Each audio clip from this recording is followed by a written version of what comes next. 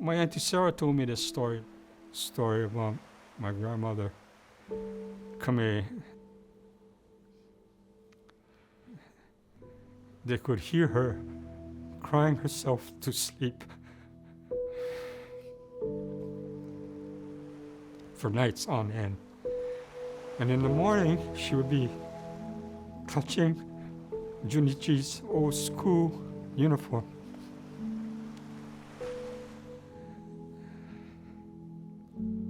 You know, that image is never going to leave my mind, you know?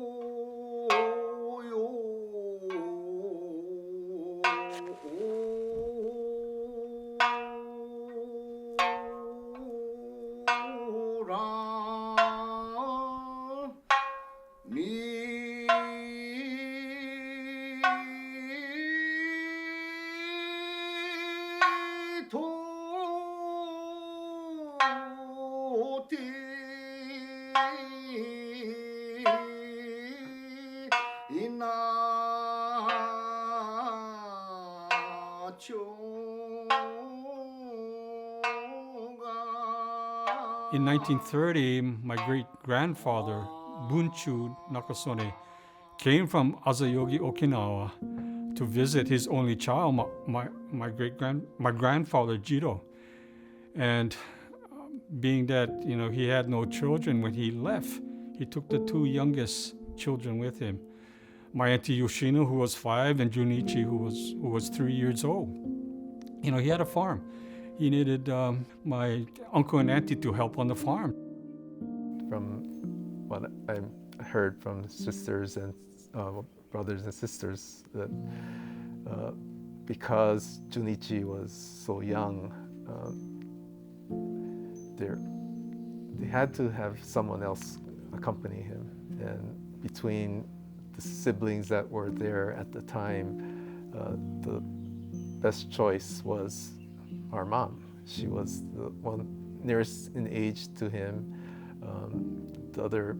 Her brother and sister were were older and pretty much established, so it would be difficult to transplant them from Hawaii to Okinawa to help their grandparents. The story I heard was that Junichi was excited, actually, because he was going to sail on a big ship. For my auntie Yoshino, I cannot even imagine what was going through her mind, leaving her family behind. Oh, my mom was very quiet and sweet. She just did, whatever people asked her to do. She worked very hard. I remember her saying that she worked in gathered potatoes, sweet potatoes, up on the hill when she before she went to school, and then she cleaned up the house and everything, and then went to school. And I remember her saying that when she was in elementary school, she brought Junichi to school to sit by her because I think he was too young to, I guess, protect him.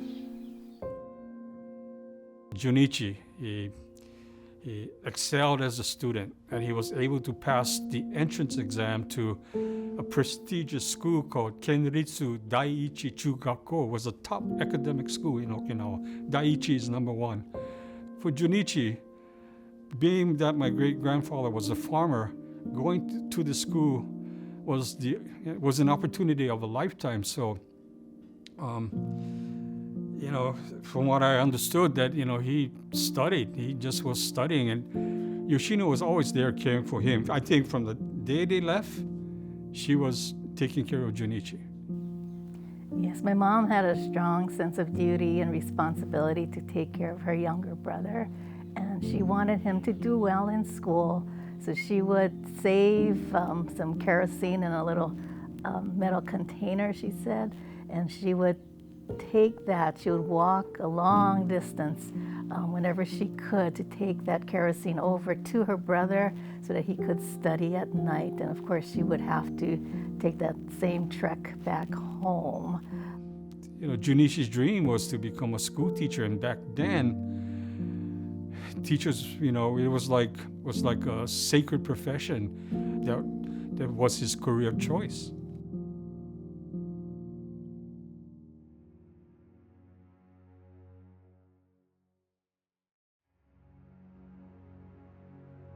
On March 24th, 1945, the school sent him home to get a release form signed. To be conscripted into the Japanese Imperial Army, he needed to have this release signed by his grandparents. Junichi had come to them to say that he needed their approval or signature to join the Japanese Army. And so my mom said that he appeared like he didn't really want to go, but she felt it was the responsible thing to do, that she wanted him to, you know, go. So they did sign the papers, and he went off to join the Army. That day, the U.S. planes was dropping bombs, so when Junichi got there to Azayogi, he took my great-grandparents, his sister Yoshino, to a cave up a ridge not too far from their home, to, you know, relative safety, because they were dropping bombs that day. So the following day after graduation, Junichi was conscripted into what was called the Iron Blood Corps for the Emperor. He was 18 years old. The battle started on April 1st, 1945, and it ended on June 22nd, 1945. And Junichi never came home.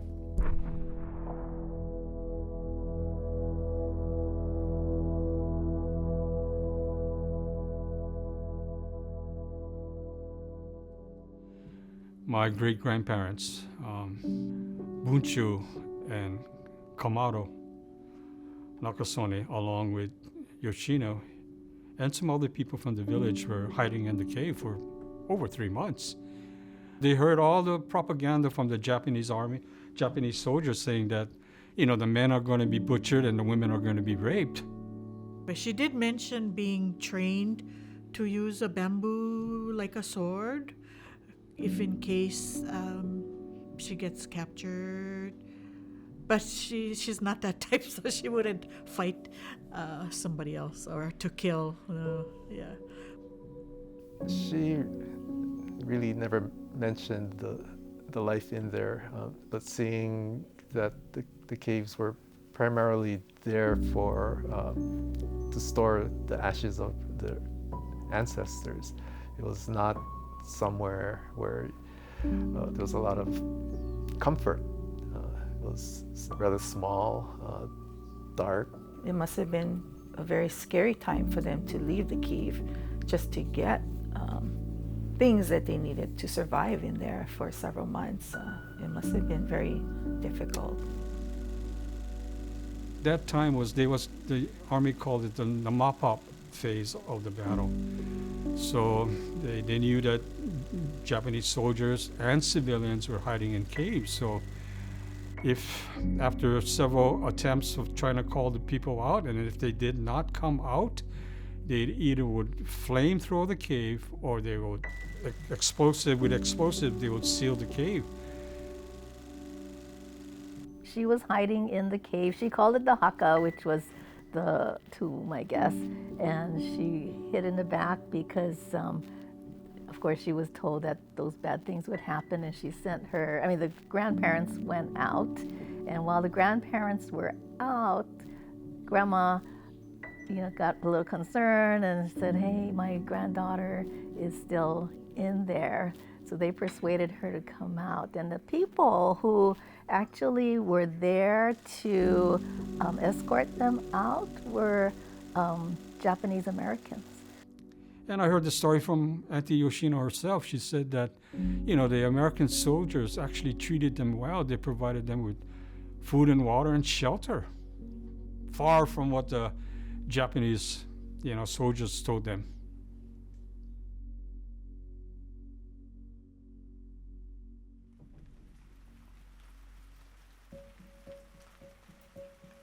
So my grandmother in Waihawa wanted to bring Yoshino home. My uncle Edwin, who is my grandmother's sister's son, was serving in the MIS. He was stationed in Yokohama, Tokyo, and she put in a request for him to go and find Yoshino. Said to me, we have a child whose name is Yoshino, and she is now located with her grandparents in Okinawa, Japan. I said, I would really like to have her come back to Hawaii because she's of American citizenship, and Japan is not a place for her to grow up forever. 1947, I got down there February of 47. The conditions were tough because, as I said, bombing and everything else, but they still had, it was a village, Azayogi, it was a little village there. I went down and got a Jeep, and with the Jeep, I got to where her address was and got her, and then brought her to, I think it was the Civil Affairs language area, and that was in Naha.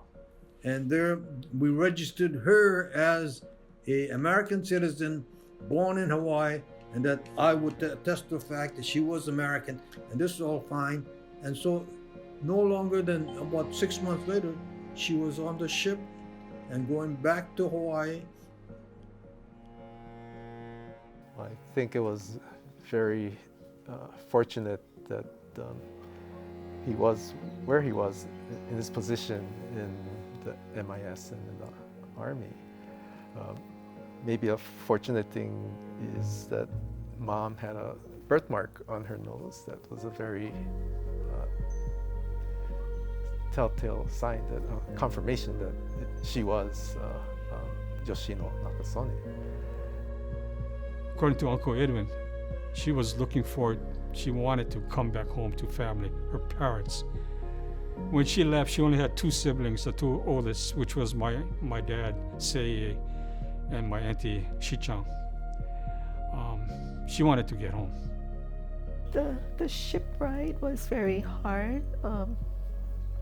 I'm not sure how long it was, but it was pretty long from what I imagine. And then a lot of them were seasick on the boat, and it was very difficult to take that long ride back.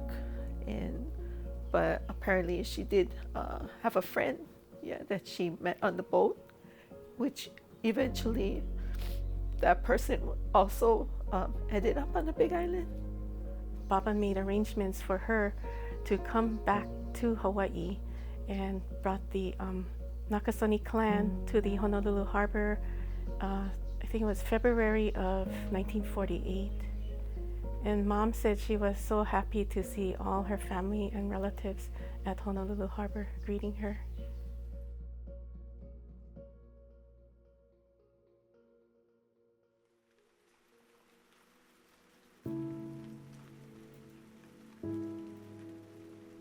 Life wasn't easy for Yoshino. She didn't speak English.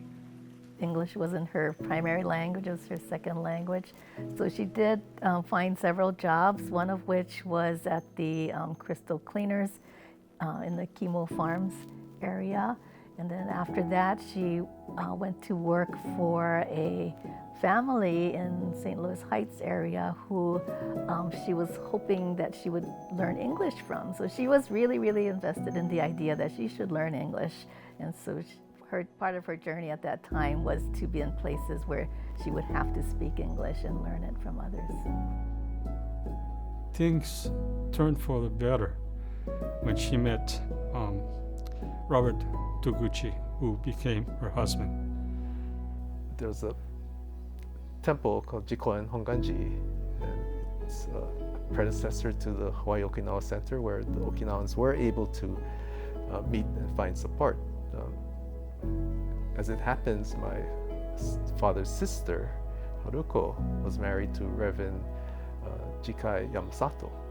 And because of the connection of Jikoen with the Okinawan community, they were somehow got the connection from this other Okinawan organization, Wahiwa, to meet, and eventually they got married.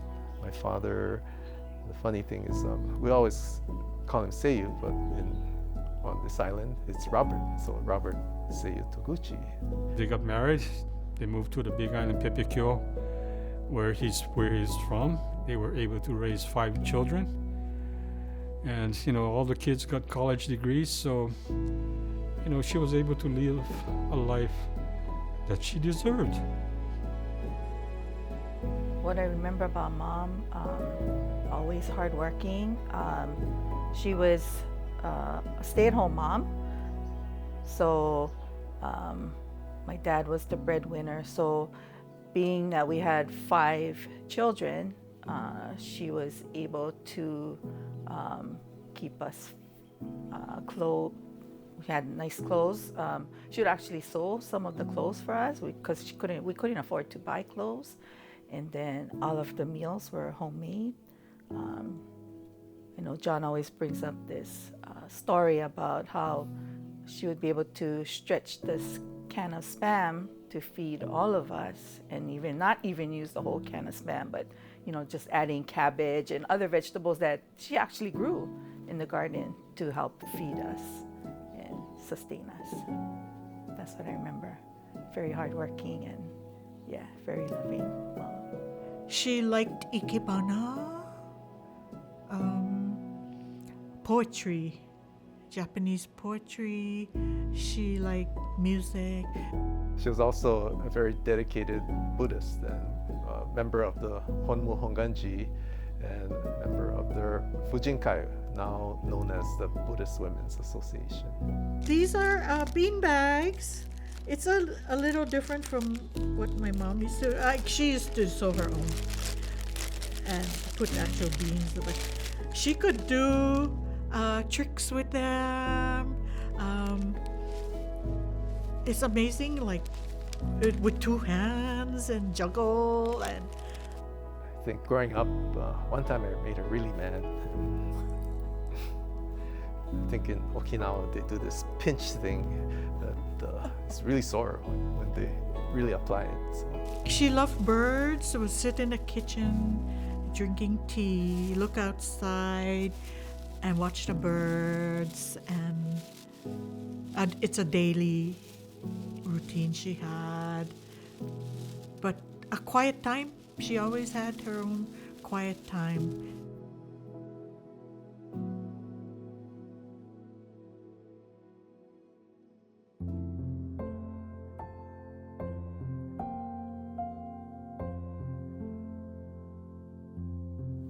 When my mom was living through the Battle of Okinawa, there was extensive bombing going on around her in the area. So when she moved to the Big Island, to where we were living, it was basically a plantation town that had cane field all around it. So every once in a while, these crop duster planes would fly over. She said, when she heard airplanes flying by, it scared her because she thought she would be bombed. She remembered the bombers, the airplanes, and then that she mentioned. She also mentioned not wanting to watch any war movies on TV. Yeah. And despite all that she went through, she didn't have negative things to say. And throughout, I think, the time that she raised us, there was very, very rarely, if any time, that she spoke bad about anyone, situation. She always had a very positive attitude, which was just amazing. The lessons that we can learn from Mom is that really don't let the bad things, get to you. Just pursue and be happy. Despite all the hardship and difficulties you may experience in life, there's lessons to learn and learn from that. Try not to let it make you a bad person or angry person, and rise above that and be positive and, like Sharon said, move forward, because there's a lot to do in life. What I've learned from my mother is that we all should build resilience and the will to live. Yeah. That shows how strong and brave she was, and I hope that is what was instilled in us also, and then that we can instill in our children.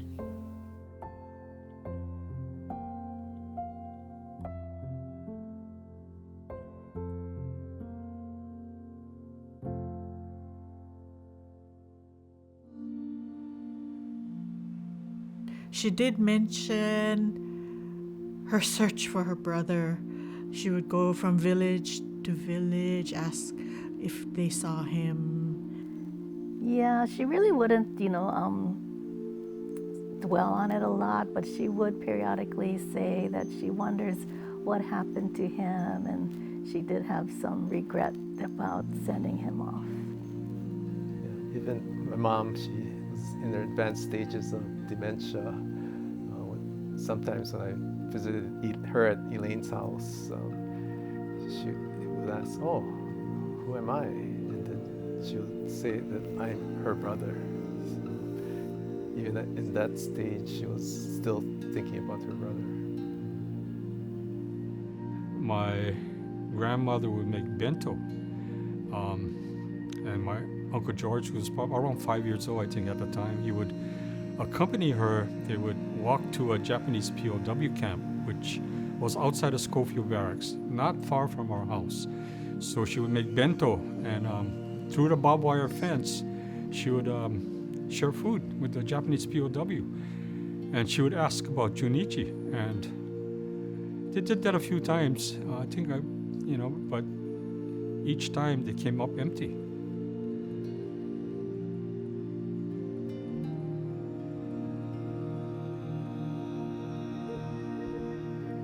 His photo sat next to the Butsudan in my grandparents' house, Jiro and Kame Nakasone, in Waihawa. I always wondered, who was this guy? And, he looked like he was in a Japanese school uniform. So, but my family never spoke about him, and me being a young kid, I never thought anything after that.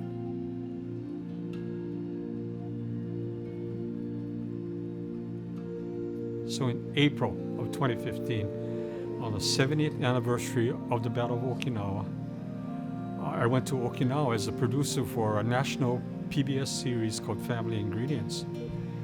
And about 2 weeks out, I posted a photo of Junichi on social media, hoping that I would get a lead. And just so happened, Chizu Inoue, who was our consultant in Okinawa for that episode, replied immediately. She recognized the emblem on Junichi's cap. So she asked me, what school did he go to? And I didn't know, but I said that it was in Shuri.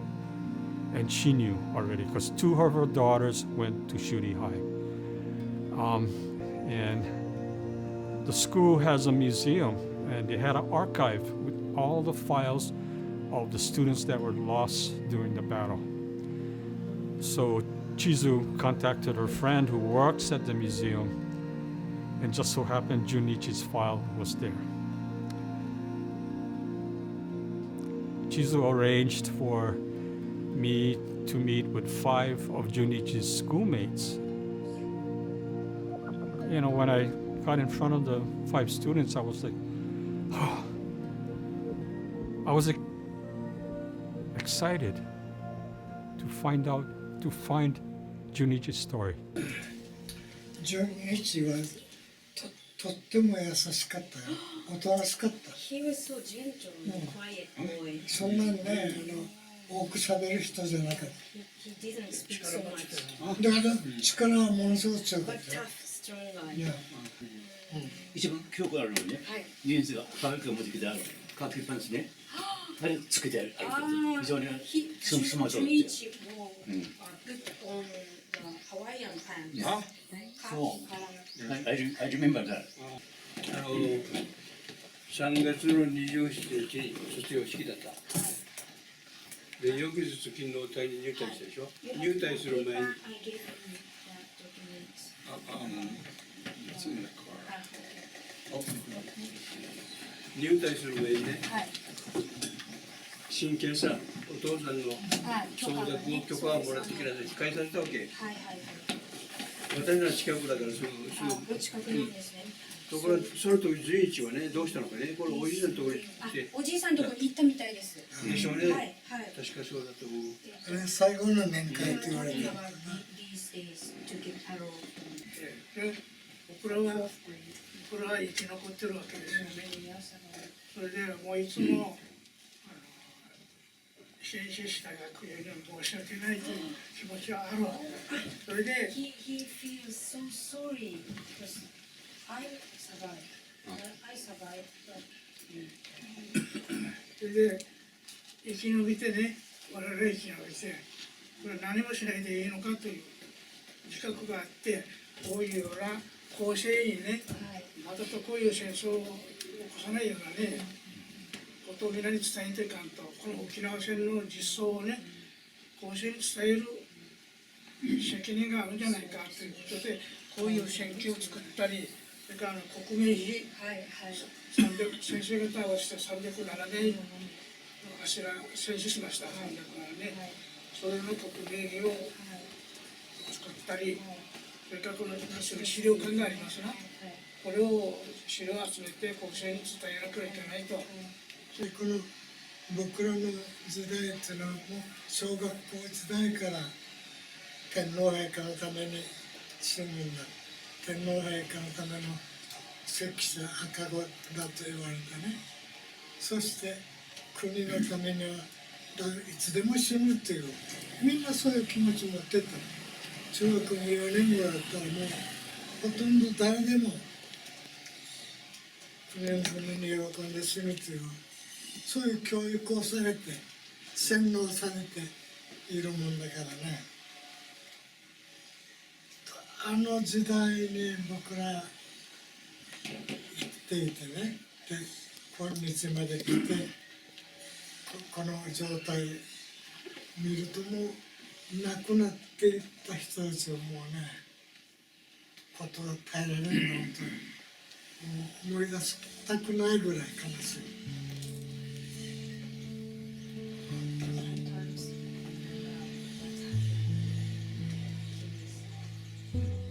So I learned that Junichi was killed by American machine gun fire in a place called Komesu the day before the battle ended.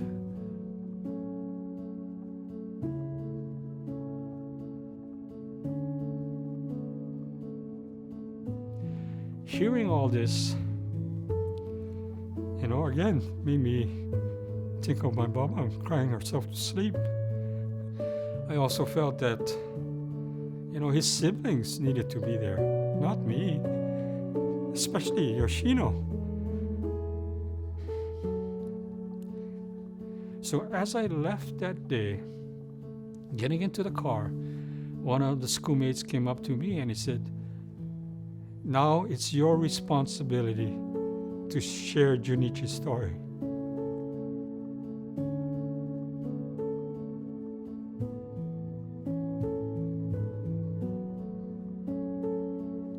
So getting home, I was emotionally and physically exhausted, but I invited the surviving Junichi's siblings along with some of my cousins, and I produced a folder with all the information that I gathered on that trip. The surviving siblings were my Uncle Satoru, my Auntie Sarah, my Auntie Sueno, and they were there with their spouses, and Yoshino's 2 daughters were there. My Auntie Sarah's daughter were there. Yoshino was there.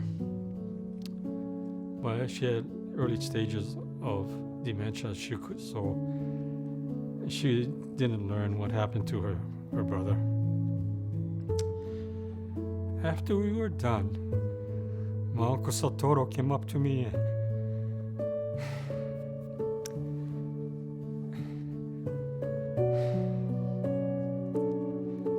and he said, Babang now has closure.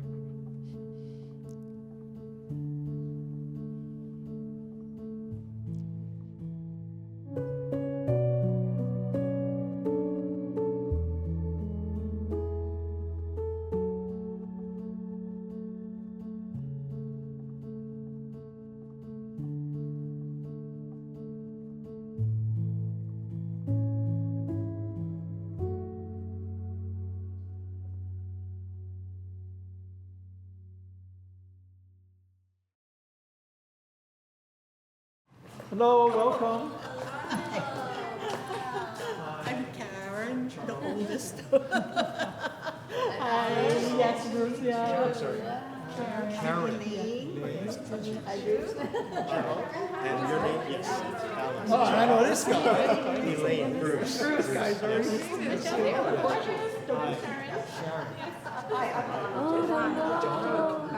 you. Okay, so, we're here interviewing my Toguchi cousins for this documentary, for this video. And when we were interviewing my cousin Alice, she said, the people who actually were there to escort them out were Japanese Americans. So they were American, but of Japanese ancestry. And my mom really thinks that one of the men, Mr. Kaneshiro, who persuaded her and told her no, she wouldn't be harmed, that they would take good care of her. My mom always thought that she was someone who lived in Maukaloa, Pepekio, where she ended up going after she got married. To make that connection between an Issei soldier and someone he actually called out of the cave, it's extremely rare. And to find out his name was Kaneshiro and that he was from Hawaii, I was just blown away, stunned. And in my mind, I'm thinking already that I needed to track this person down. So I contacted some friends, the former editor of the Hawaii Herald. She's done articles on MIS soldiers. It came back to me, an email came back to me saying that there was only 4 Kaneshiros from Hawaii. And Alice said that he was from the Big Island, and there was only 1 Kaneshiro from the Big Island. And that was Morimasa Kaneshiro. He had just graduated when he volunteered from high school, so he was 18, turning 19 when he entered into the military. So I think just seeing the devastation to Okinawa, and his parents were Isseis, so they were very much affected by it, and I know he knew that. He said over and over again, the destruction and the suffering of the civilians was really impacted him as a person. He was going to become an engineer, is what he told me when he was in high school. And seeing the suffering convinced him that his life purpose was to try to alleviate suffering of people. And one of his he felt it was an important task was to go into the caves and try to get the civilians who were afraid to come out. And so he would use every means of persuasion, telling them, I am Okinawan, you can trust me. We were able to find out the name of his son, Charles Kaneshiro.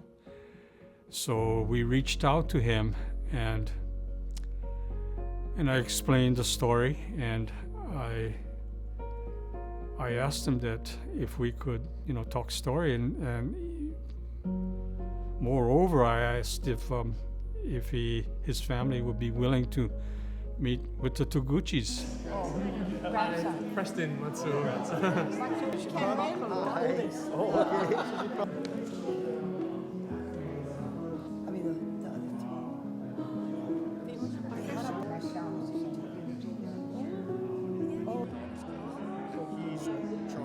Well, until Mr. Nakasone told me, I didn't know about it.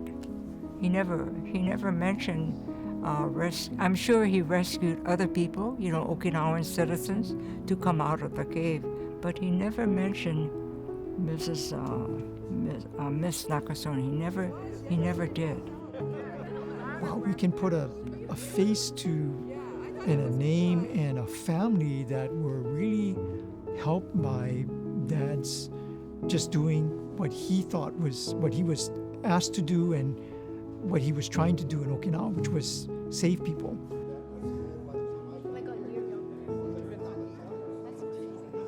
That was quite amazing, and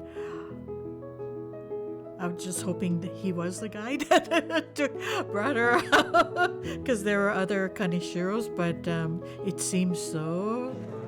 And I'm glad Dan found the Kaneshiros, the correct Kaneshiros, to, we could meet each other and share stories. And you could tell that humanitarian type of character transcends among all of the children, and his wife too. So just being able to be among people like that was very, very heartwarming. Just looking at this photo and I look at my grandfather. What was gratifying was the Yonsei, the fourth generation, wanted to come. So for me, that alone was, worth the effort to, put that gathering together. Meeting the family, and I can only, just meeting the Yonsei especially, and seeing how they, their spirit of service, of respect. They were helping clean up. They were, brought all these, food, and were so respectful. Told me a lot about Yoshino, the grandmother, because I can only, just like our father had passed on his values to us, I'm sure she passed on those values. I was really sort of proud that he was part of it, that he got someone from Hawaii out, and there was a connection in that she was allowed to eventually come home, get married, and now her generations is down to the fourth generation already, and it will continue, and I thought, wow, wonderful, that this happened for her side, You're helping that person, helps their family, could help a generation, and to me that's the moral of this experience, is I'm sure my dad was just trying to do the best he could in that situation. Okay, I'm going to try to rescue these people, get them out of the cave, not knowing the impact that he would have on a future generation and future family. To me, that's the message. That's why we're here today, because of him.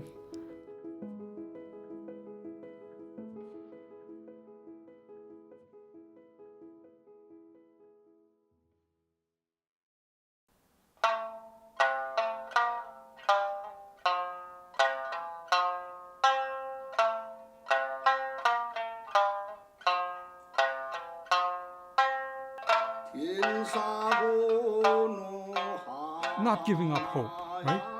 I think that's a big piece of the story, that they never gave up hope. My grandmother never gave up hope, so that's a, important piece that, again, for my family members to know that this is what, your family's members went through. But they persevered, So that just adds, again, like I said, adds to enrich their identity, as a Nakasone.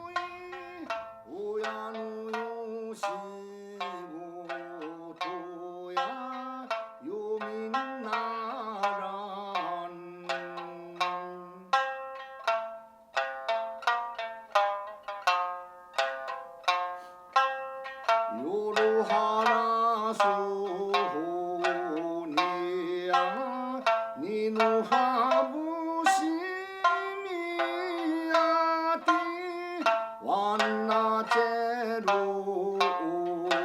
ややわんどみあて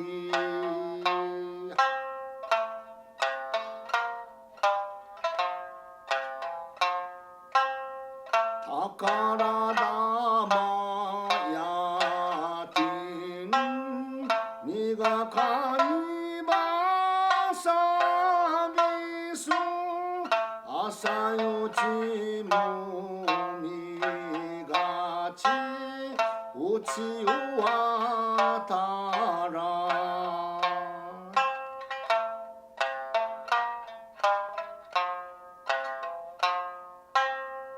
なしばなにごとんないろごとやしがなさんよいからどならんさだみ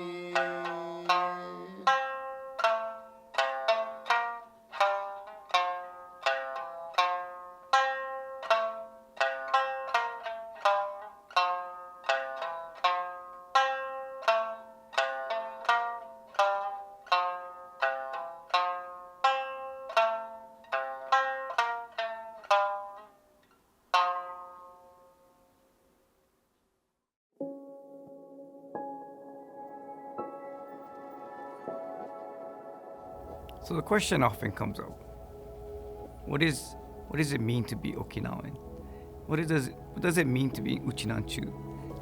Uchinanchu is someone who has roots in Okinawa. You don't have to be Uchinanchu in blood. You can be Uchinanchu at heart. The Okinawan culture emphasizes on Shimogokuru and Yuimaru. Yuimaru is helping one another. If somebody who needs help, then you would help them. You know, it's not as much as of a hierarchy. It's everybody's the same, and we all help each other.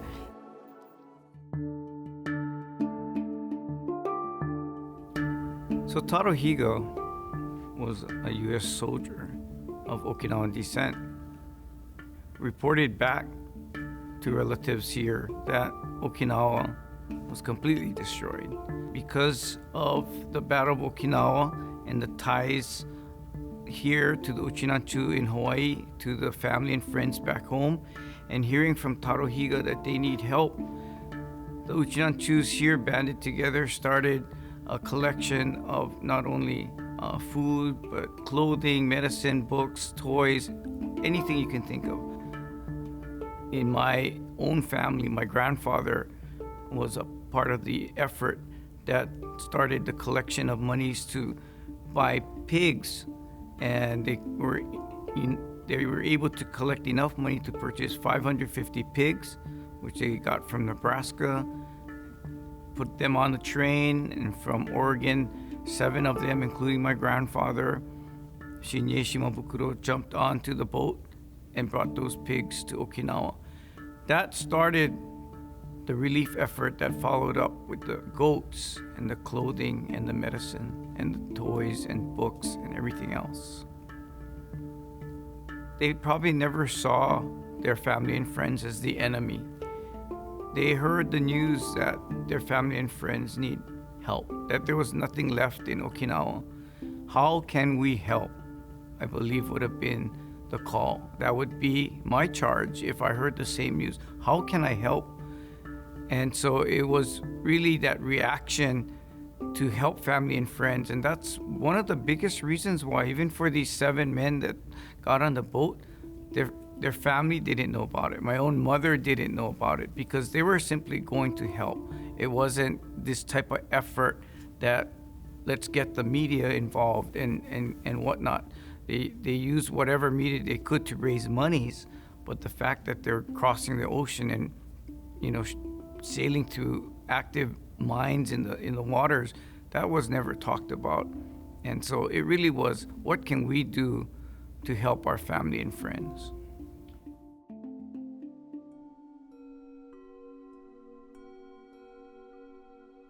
Grandma, at the time, she lived in Hilo, but once I was born, my parents did mention that she did come actually for a month to help take care of me. My dad always mentioned that Grandma had this special magic touch where she was able to put me to sleep. They were so grateful for her and helping to take care of me. I can't even imagine what she has been through. Can't imagine being in that cave for who knows how many days with other people, and not knowing her brother. And for us, we as a Yonsei generation, I really did not know anything much about her brother. I know she, before she passed, she would mention that she had a brother, and I'm like, oh, who was your brother? And so I feel it's definitely a whole different perspective, and I do wish I had more conversations with her about this. This film has brought me so much closer to Grandma and has brought me so much insight into what she has gone through in her lifetime.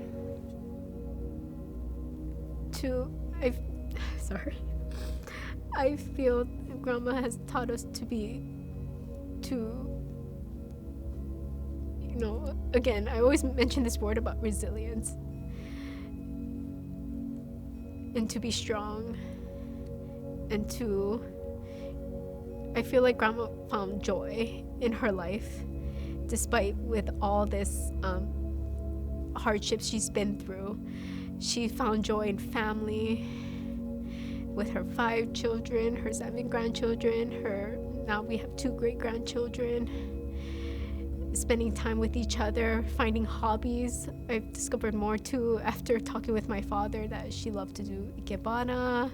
She loved daytime soap operas. I think that's how she was able to have such a great life. And that's what we should learn from that today.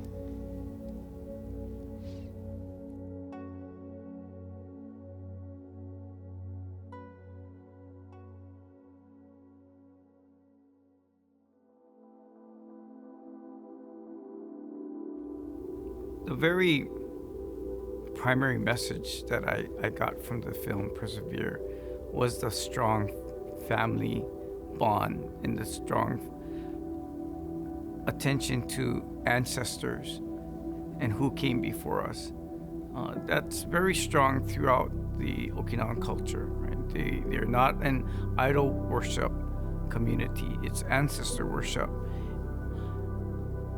Just the element of family and the ties to family, that was not only touching, but it's actually very educational in saying that, look, it's because of what we know from the past, how do we carry it forward? How do we bring the message to the next generation?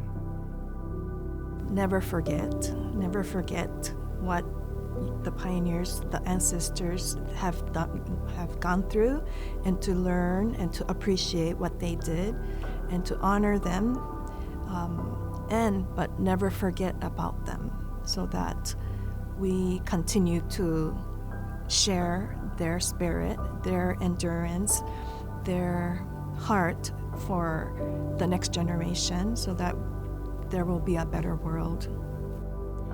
Now I feel like as a 4th generation is to preserve the family history and continue forward with talking about it with our new generations to come, and even to learn from those experiences. I think one challenge that lies with Uchinanchu, as it lies with many other cultures, especially in a melting pot that is Hawaii, is how do we go forward into the future and continue to emphasize our identity, our culture, our heritage. And the most important part of that is education, but not through not only through formal education, academics. It's exactly what a film like Persevere talked about. It's through family, it's through talking and having stories shared between family members and passed down, and hoping that the next generation will always keep looking for answers. That's the way that we'll keep our identity and our heritage into the future, and it's so important, and I just hope that all families will continue to do that.